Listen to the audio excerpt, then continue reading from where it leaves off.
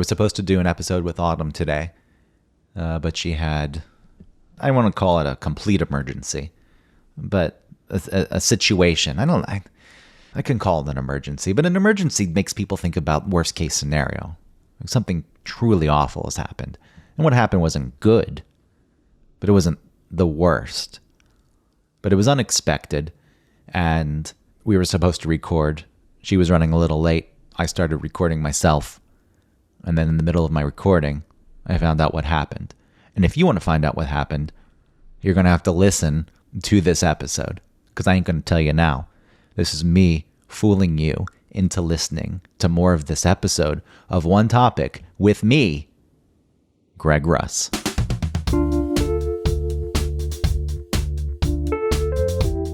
Check, check, 1 2 1 2. It faded. That's good.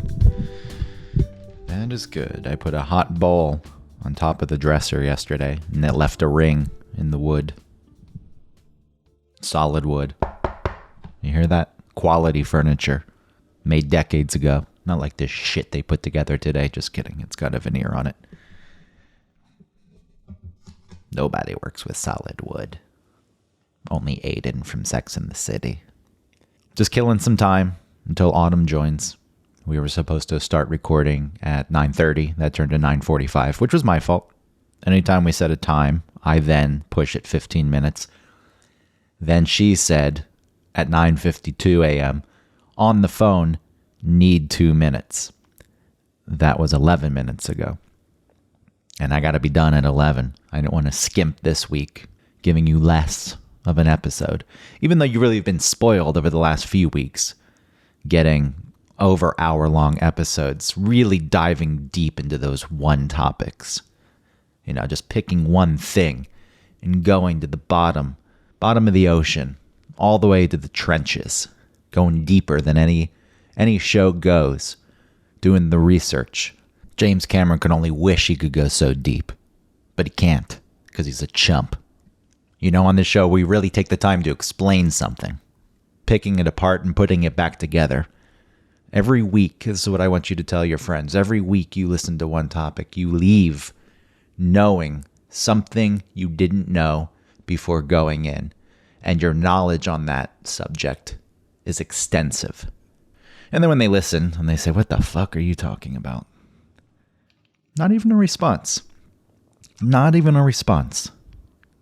I texted at 10 o'clock saying, now you're like me, 2 minutes equals 15 minutes. You know, making a little joke, but also saying, I'm not pleased that this is taking you so long. How dare you? I can be late when we set a time by 15 minutes because it's known I'm going to be late. You, on the other hand, not allowed. Getting pretty annoyed. I'm a pretty punctual person as it is. I know, I just said, with the recordings, I'm 15 minutes late. But if I have to go somewhere, I'm always punctual. I'm always early. You know why? Because I think of other people. And if somebody's waiting on me, if it's a doctor's appointment, if it's any other sort of appointment, those people have schedules for a reason. They need you to be there at a certain time so they can maximize the number of people who come in a day, therefore maximizing their profits. And if I think about it that deeply, then I may start showing up late because I don't like being viewed as a commodity. Outside of that, if you're meeting with friends, I think it's important to be on time. With cell phones these days, you can text, you can say I'm on my way or I'm late. You can lie and say on the train, signal trouble, when in reality you haven't even left your house yet. But I like to treat it like it's 1977. You set a time and a place with a person and you better be there on time at the place. Else, they don't know what the fuck's going on. You have no way at reaching them and telling them. They give you maybe 15 to 30 minutes. You don't show up, they leave. Christina, terrible about this. She acts like it's a point of family pride to be late. The whole family, known for being late across the state of Connecticut. Don't expect them to be on time. That's who they are. It's an identity. It's very strange to me. Now, if I'm on time, then people don't know what to think because they expect me to be late. Not me. Not me. Except for when I'm at home. When you're at home, it's different. You're lounging around, not even dressed yet. Yeah, I'm supposed to do that thing at 9:30. I can push it to 9:25. I can push it to 9:28. Because what the hell's the difference? It takes me 2 minutes to go set up the microphone. And then the next thing you know, it's past 9:30 and you haven't made your coffee yet. And your single serve Keurig machine. I know it's Keurig, I think. I mean, I guess I don't actually know it's Keurig. I know it's not Keurig. I just like calling it that.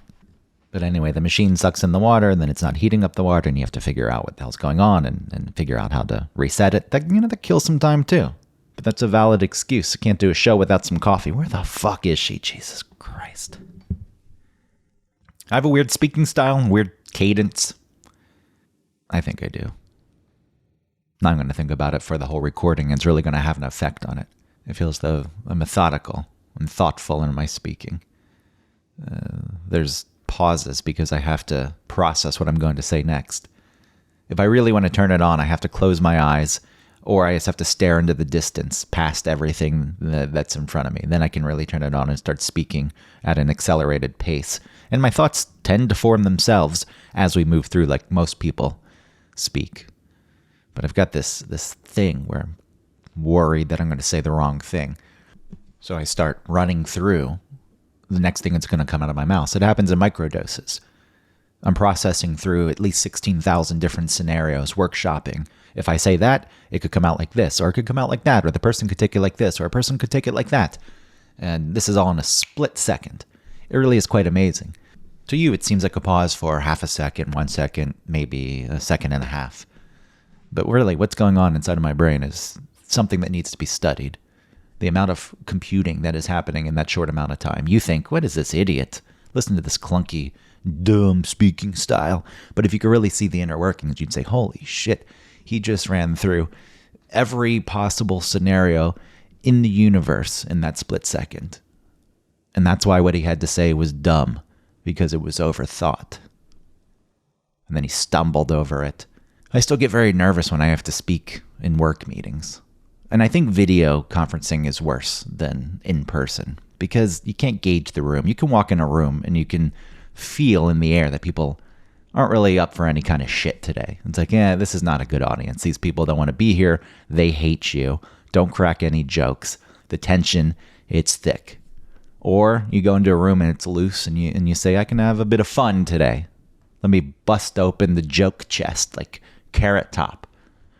You know, the audience is, for the most part, 90% of the time, don't want to see the fucking props. But today, they do.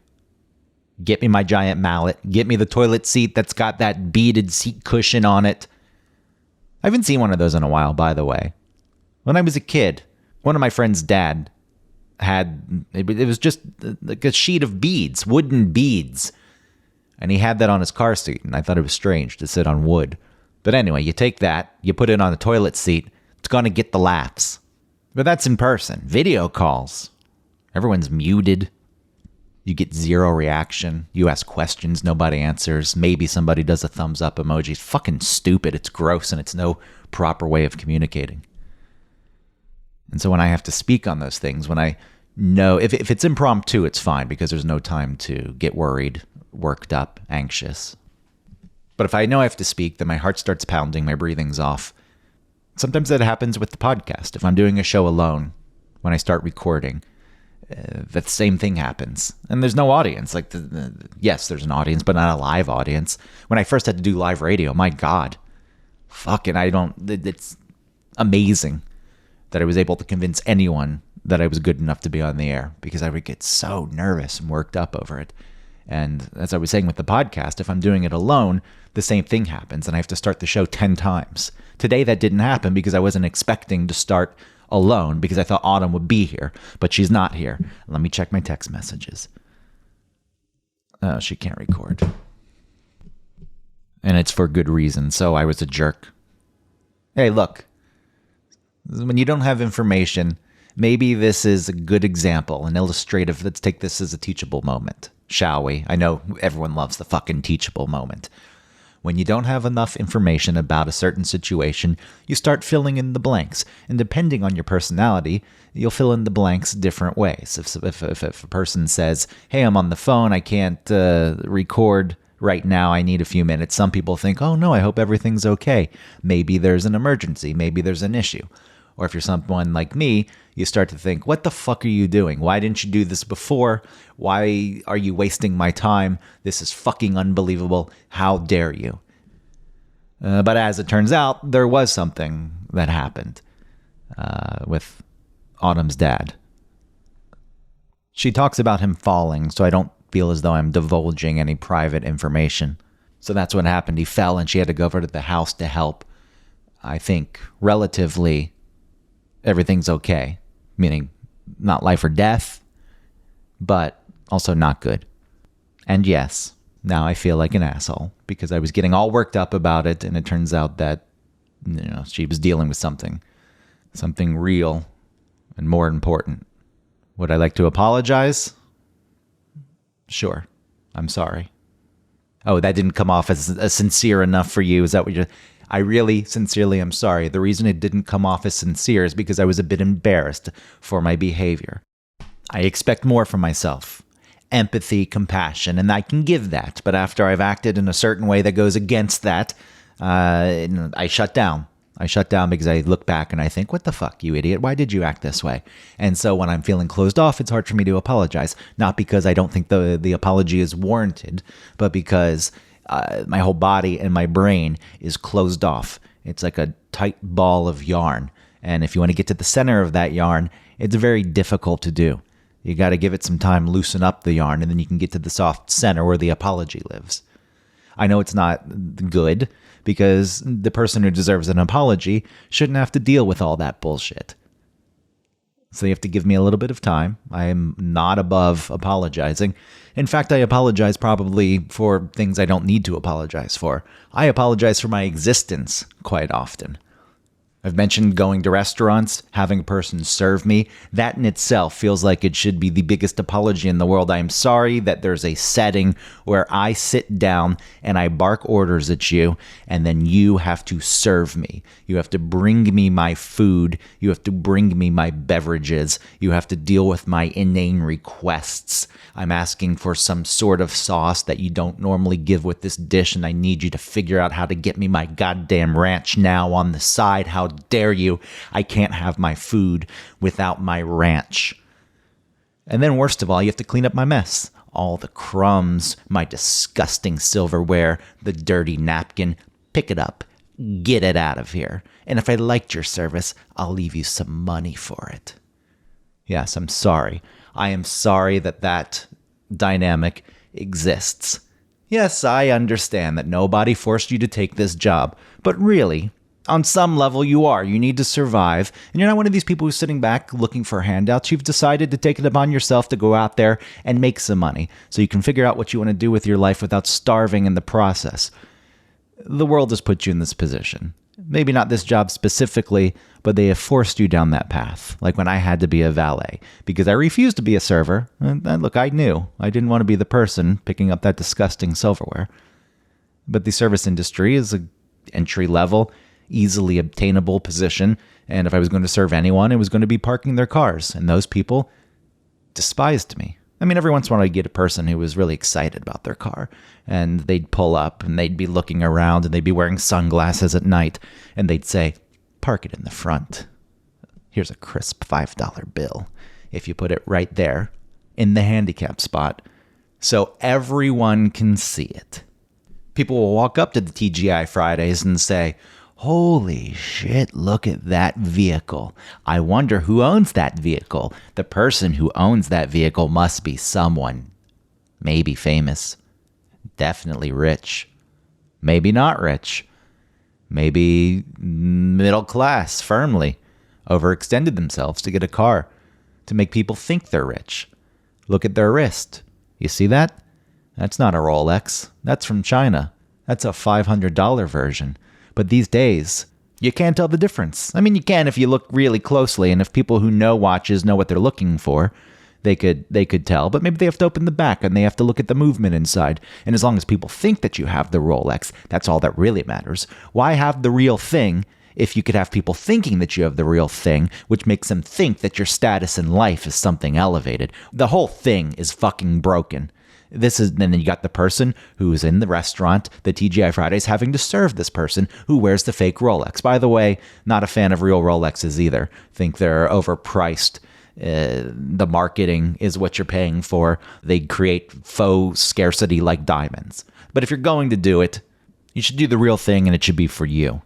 But I guess any luxury item in its own right is for you to show off to the rest of the world. Why? I need the approval of other people. I need other people to be envious of me. Then I'll know I made it. If other people look at me and say, my God, if only I could be that person, even if the person I actually am isn't the kind of person that people would want to be, if they think I'm the kind of person that they would want to be, I've done it. I've made it. I've won. Congratulations. Life conquered.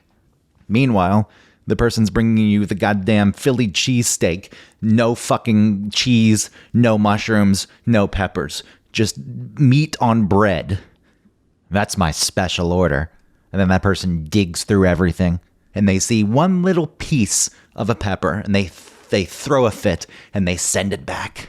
And then they don't tip you. And they come out and they complain to me, the valet, the fucking service in there is fucking god awful. Remember I told you I was going to give you a $5 bill? You don't get anything either. Then they get in their car and they speed away into the night where the rest of the world can look at them and say, wow, that person is someone. And then they'll go home and they don't even have the self-awareness to sit there and think about their status in life and how really pathetic it is. They just continue to feed themselves lies so they can feel better, instead of taking inventory and reflecting and saying, you know what, maybe I should work on being a better person. The kind of person who cares about how their presence impacts other people and how their behavior impacts other people. But no. None of that shit plays on the socials. And the socials are the reason I'm alive. I've got a brand and an image to uphold, and if I let my followers down, they'll never forgive me. I inspire them. I give them a reason to get out of bed. There are 222 of them. It's growing. It's growing fast. Don't you worry. Soon enough, I'll be a micro-influencer. And I'll get to promote trash items from Temu. And that's when I can call my mom and say, Mom, I made it. Despite you saying I'd amount to nothing, the world changed around you, and it offered me dumb, stupid, soulless opportunities to make money. And all I had to do was abandon who I am. You know, I wasn't that interested in that anyway. I didn't really put in too much effort figuring it out. So, what I did know about myself, I didn't like too much, and it was easy just to shed that, like a snake sheds its skin. So that's left far behind, and other critters in the forest have come in, and they've eaten that old skin. So it doesn't even exist. I couldn't even crawl back into it if I wanted to. So this is where I am now. Well, look at that, 223 followers. Fuck you, Mom. That's right. It's growing by the week. I mean, soon that will be by the day, and then by the minute. I think, probably not, because I am already 37. But it's ambiguous. People don't really know how old I am, and I use the filters. I have to have them think that I'm in my 20s, maybe early 30s. If they knew I was 37, it would disgust them. And, at some point, the filters are going to have to do more work, and it's going to become even more obvious that I'm old. So the clock is ticking, but I still think I can get there. I think I can do it. And I'll tell you, Mom, they're starting to cast TikTok people in movies. The talent, the acting, the charisma, the charm. That's not needed anymore. As long as you've got enough followers, some idiot producer will say, hey, you know what? Your stupid fucking followers who are mindless zombies, if I cast you in a movie, they'll watch it. It doesn't matter if the movie's good, as long as we get their money. We get the money from their pockets to our pockets, then they can watch the shit movie. And if it's good, it's bad, I don't care. It's about tricking people these days. Nobody has to give a good service or a good product. We just have to find a way to get the money from them to us. And once that is done, who cares? And you're a tool in that. Your TikTok following, that means something to me. Because it tells me there's a bunch of people that I can manipulate. You manipulated them, and you're an idiot. So if you were able to do it, I surely can do it. I'm a little bit smarter than you, and I can make more money off of it. But in the process, you can also benefit. And that's why I feel a need to apologize to servers and restaurants. I am sorry that the world has gone to shit. All right, I'm going to wrap it up. I got a response from Autumn. Her dad fell. Her mom couldn't help him get back up, so she had to go over to the house and help him get up. But he is hurt and probably needs to go to a doctor. He can't lift his arm. So reach out to Autumn. Say something nice. And that's it for this episode of One Topic, where we stick to one fucking stupid topic. Look, if the topic is the vanity of humanity, I actually hate that rhymed, then I think I did a good job.